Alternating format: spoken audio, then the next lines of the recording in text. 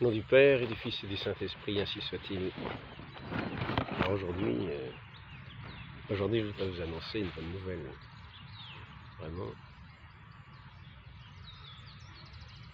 le Christ est ressuscité.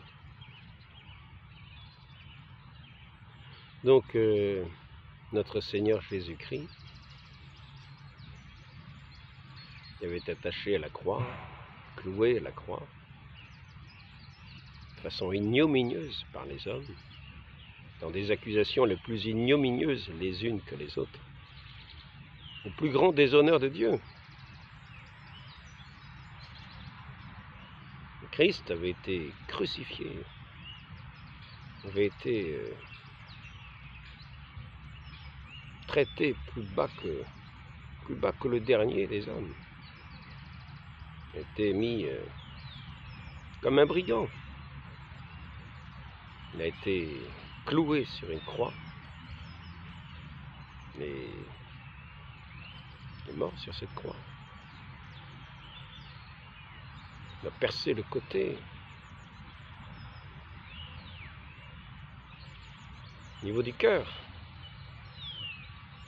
Ainsi s'est écoulé cette eau et ce sang.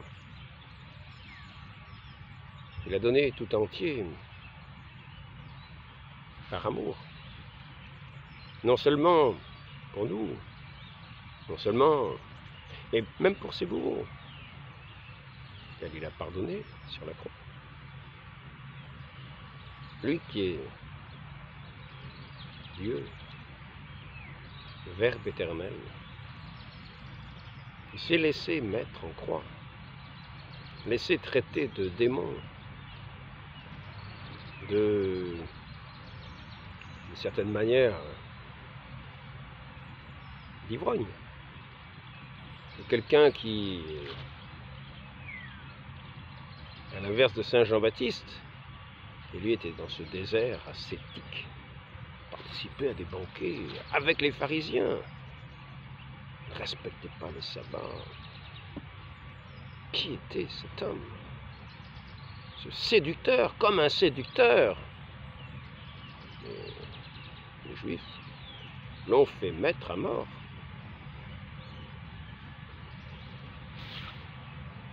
Par la main des Romains. Mais comme dit Saint Bernard, c'est la langue. C'est par leur langue qu'ils l'ont tué. Ce ne sont pas les Romains qui l'ont tué par leur langue, ce sont les Juifs qui l'ont tué par leur langue. Les autorités juives. Mais c'est nous tous, par nos péchés, qui tenons le marteau, qui tenons les clous, qui crucifions tous les jours notre Seigneur Jésus-Christ, qui le bafouons, qui lui crachons dessus,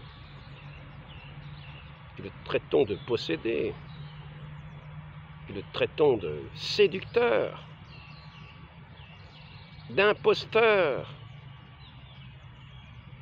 séduit de la Judée jusqu'à la Galilée.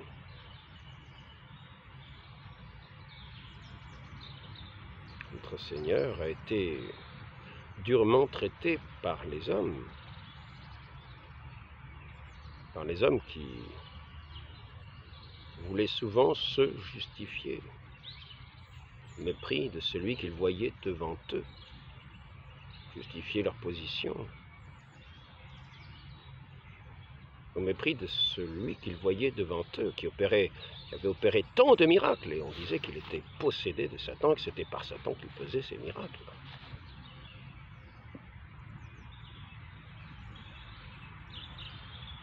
On l'a mis dans un sépulcre, bien gardé, pour être sûr qu'il ne s'échapperait pas, comme dans des oubliettes, pour être tranquille.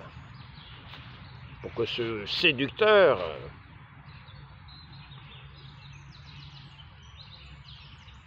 cet homme qui ne respectait même pas la loi, ne fasse plus ses séductions, ne tournait pas la tête du peuple.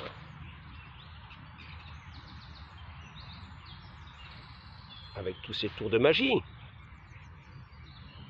Magicien. Ainsi notre Seigneur et la lumière du monde s'est retrouvé face à des docteurs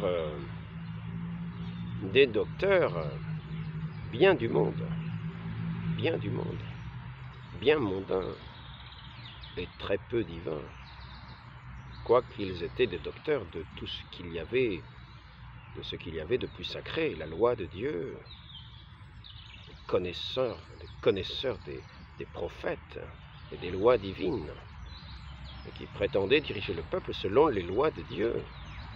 Mais ce sont eux qui ont fait mettre en croix le Messie annoncé. Le Messie annoncé.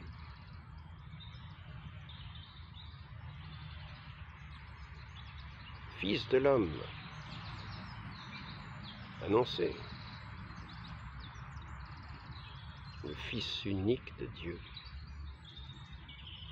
Le Verbe éternel fait homme. Il y a moyen de se poser des questions quant à notre capacité à discerner. Parce que nous voyons que ceux qui étaient tenus pour les grands docteurs de la loi, les hommes de Dieu, qui devaient être sans doute animés, pourrait-on penser, de cet Esprit de Dieu. Cet Esprit de Dieu qui, du temps de Moïse, descendait dans la tente de la rencontre et éclairait le visage de Moïse qui rayonnait de sa présence.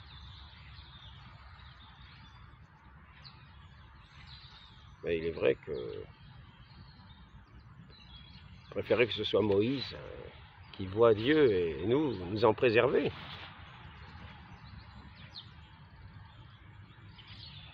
Il était comme le médiateur entre Dieu, le Dieu d'Israël et le peuple d'Israël.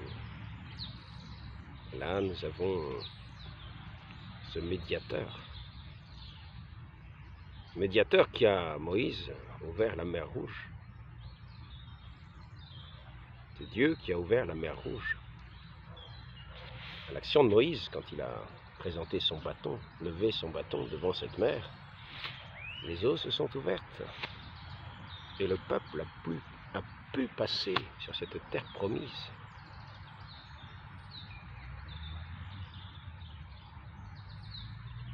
Et celui qui était comme l'oracle de Dieu, qui était l'oracle de Dieu, mais qui n'était pas le Fils de l'homme, qui annonçait le Fils de l'homme, qui a annoncé le Fils de Dieu, le Messie. Moïse annonçait le Messie, qui nous donnerait non seulement une terre où habiter, mais la vie de la grâce, cette réconciliation avec Dieu, cette rupture avec le monde, c'est-à-dire cette fin de l'esclavage du monde, pour nous ouvrir ce passage de la Pâque dans sa résurrection. Le Christ est ressuscité. Il nous a ouvert ce chemin, il est le chemin, il nous a ouvert ce chemin de la vie. Le Christ est présent.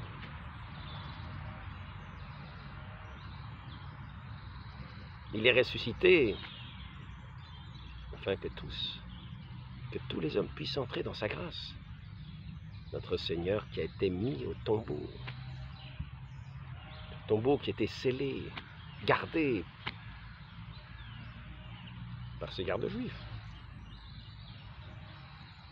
gardes du temple.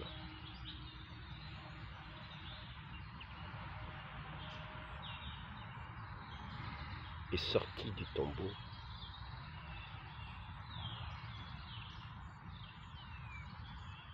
Il s'est dressé de sa tombe. Il est sorti de son linceul.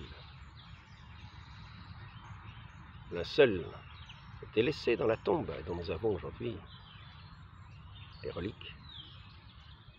Nous avons ce linceul dans notre possession. Un linceul où toute la trace, toutes les marques de la passion du Christ sont inscrites comme une mémoire devant nos yeux. C'est de cette mort inscrite sur ce linceul, que notre Seigneur est ressuscité. Lui, le premier-né d'entre les morts, afin de nous donner cette grande nouvelle merveilleuse de cet homme-dieu qui s'est levé d'entre les morts, qui a surgi du tombeau,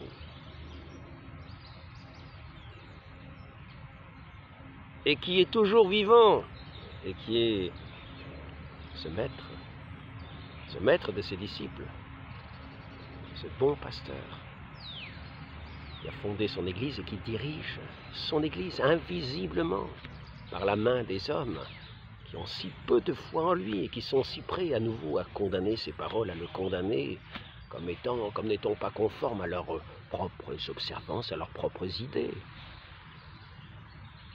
Et ils passeront cela à côté de la résurrection, ils resteront comme endormis devant le tombeau. Mais notre Seigneur est ressuscité. Il est vivant parmi nous. Il nous donne son esprit. Il nous guide, il nous conduit. Lui, le Verbe éternel, le Fils unique du Père. Il est ressuscité dans son corps. Mais invisiblement, comme il faisait avec ses disciples. Il passait à travers les murs. Il apparaissait au milieu de ses assemblées, de ses disciples, au milieu de ce repas qu'ils prenaient ensemble pour donner sa bénédiction à ses disciples. Et aujourd'hui, nous voyons notre Seigneur. Les murs des églises ne sont pas clos, et notre Seigneur se rend présent. Lui qui est ressuscité, il se rend présent. Il se rend présent sous la forme, sous les espèces de ce pain que nous voyons entre les mains du prêtre.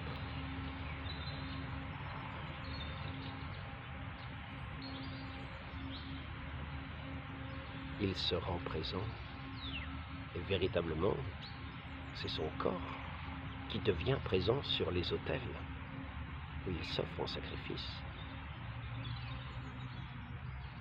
Et nous avons ce saint sacrifice de la messe, cette mort, de cette résurrection, de ce Christ devant nous, ressuscité, qui se donne à chacun de nous, pour être la vie de nos âmes, donner vie à nos âmes, faire de nous déjà, de ces êtres qui étaient des sépulcres blanchis, des tombeaux, des sépulcres pleins d'ossements de mort, bien beaux dedans, bien beaux dehors, mais plein d'ossements de mort dedans, bien nous donner part à sa vie, par son pain vivant, dans cette communion. Nous allons le recevoir avec foi, avec humilité, avec ferveur, avec action de grâce, pour nous unir à lui, lui qui se rend présent à nous. Il se rend présent à nous, il s'est rendu présent à notre humanité, ce Dieu qui est ressuscité maintenant, qui est présent dans le monde. Il est présent dans tout l'univers, mais il se rend particulièrement présent et il agit, il est agissant. Et lorsqu'il se livre pour nous, dans cette sainte hostie, entre les mains du prêtre, pour être donné aux hommes en nourriture, il vient donner, restaurer nos âmes, donner force à nos âmes, donner vie à nos âmes, nous ressusciter, faire de ces sépulcres blanchis, souvent à l'extérieur, pleins d'ossements de mort. Il vient seulement pardonner nos péchés, balayer tous ces ossements de mort, mais vient se donner lui-même à nous, être notre résurrection, et faire de nous, de ces sépulcres blanchis, des temples du Dieu vivant, des temples du Saint-Esprit, où brille sa lumière, où éclaire sa lumière, où jaillit sa lumière.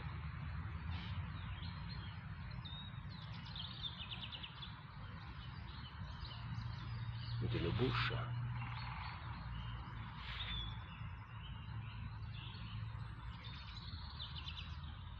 Des propagateurs de sa parole.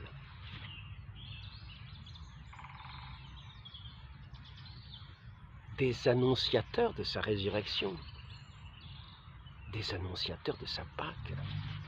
Le Christ est ressuscité et il nous donne la vie. Il nous donne part à sa vie. Le Christ est ressuscité. Adorons-le. Considérons-le. Considérons-le dans sa gloire. Considérons-le dans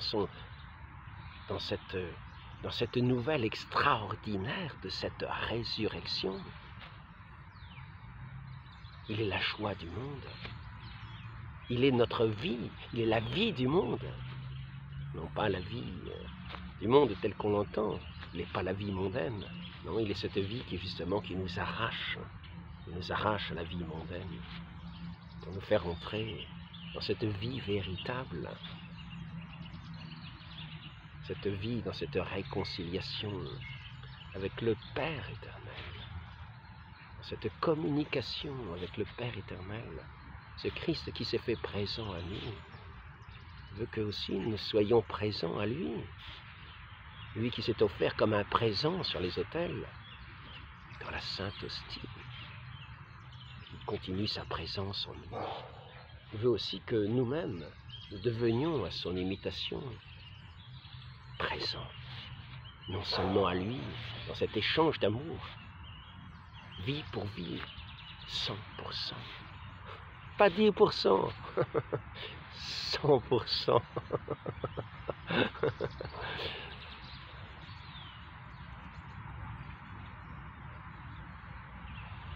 Et il veut aussi que nous soyons présents de cette même manière à nos frères, comme ceux qui venons annoncer cette résurrection. Non pas ergoter, non pas ergoter, mais considérons véritablement la résurrection de notre Seigneur, qui est le cœur de notre foi, qui est notre foi. Considérons notre Seigneur qui s'offre sur les autels de toutes les églises du monde, de la manière qui lui plaît, à travers son Église, de la manière qui lui plaît, comme il le décide lui-même. Et n'allons pas ergoter en disant, comme ces pharisiens qui sont allés le crucifier, qui dormaient aux portes du tombeau, comme des morts, ils sont restés près du linceul pendant que le Christ s'était levé du tombeau, était sorti du tombeau dans toute sa lumière, dans toute sa splendeur.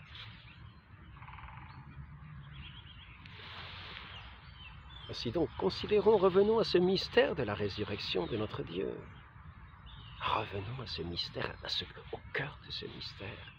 Entrons dans ce mystère de cette résurrection de notre Dieu.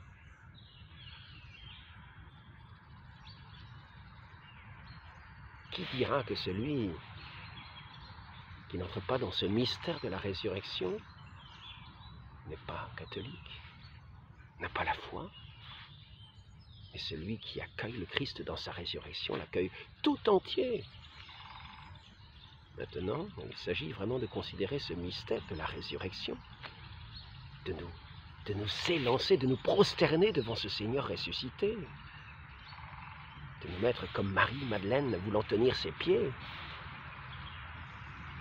comme ses disciples qui courent au tombeau, comme ceux qui vont aller l'annoncer partout. Ce Christ ressuscité présent à leur côté et qui va agir dans tous les miracles qu'ils vont opérer. Dans cette présence qu'ils vont offrir au monde, c'est le Christ qui se rend présent au monde pour le salut du monde. Et l'Église est ce corps qui vit de cette résurrection de notre Seigneur. Non pas un sépulcre blanchi à l'extérieur et plein d'ossements de morts dedans, non, mais ce temple vivant de cette vie nouvelle, de cette résurrection de notre Seigneur qui vient habiter son temple et qui vient habiter le cœur de tous les fidèles. Nous n'allons pas chercher midi à 14 heures et nous perdre dans quantité de lois. Prosternons-nous en adoration devant notre Seigneur, devant notre Christ ressuscité, qui nous a unis à lui dans un seul corps, qui est son Église.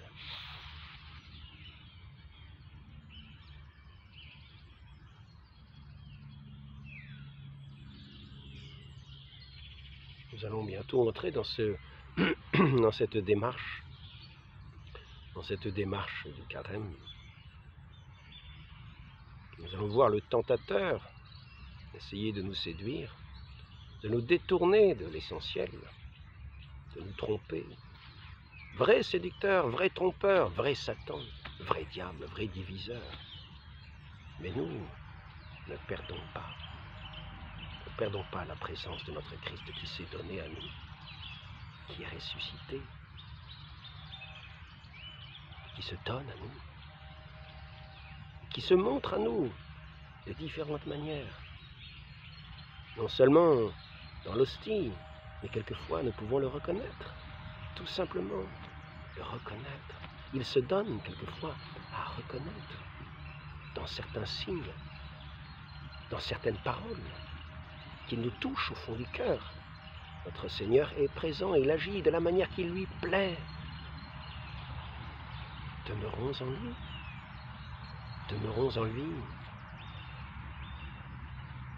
Et demeurons aussi là où il est par excellence, à la droite, béni du Père éternel, dans cet amour du Père, qui nous permet comme un fils, comme des fils, unis au Christ, de parler au Père, de nous adresser à lui comme notre Père, d'adresser nos prières au Père éternel, par son Fils qui nous a réconciliés avec lui, par son Esprit Saint qui vient remplir nos cœurs, vivifier tout notre être, nous faire des temples vivants du Saint-Esprit. Nous communiquons avec notre Dieu, le Saint-Esprit qui vient prier en nous, qui vient adresser nos prières au Père, le remercier, lui rendre grâce.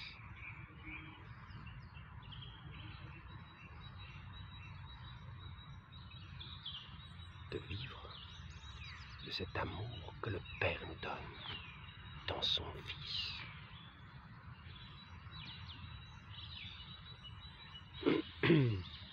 Ainsi donc, sachons mettre bas les disputes, sachons quel est le cœur de notre foi. Faisons taire toutes les querelles pharisaïques qui ont mis le Christ en croix et sachons considérer cette nouvelle extraordinaire de notre Dieu ressuscité, sorti du tombeau le 3e jour. Et il vient à nous. Il vient à nous. Il nous donne son pardon, il nous donne sa grâce, il nous donne sa vie dans le baptême.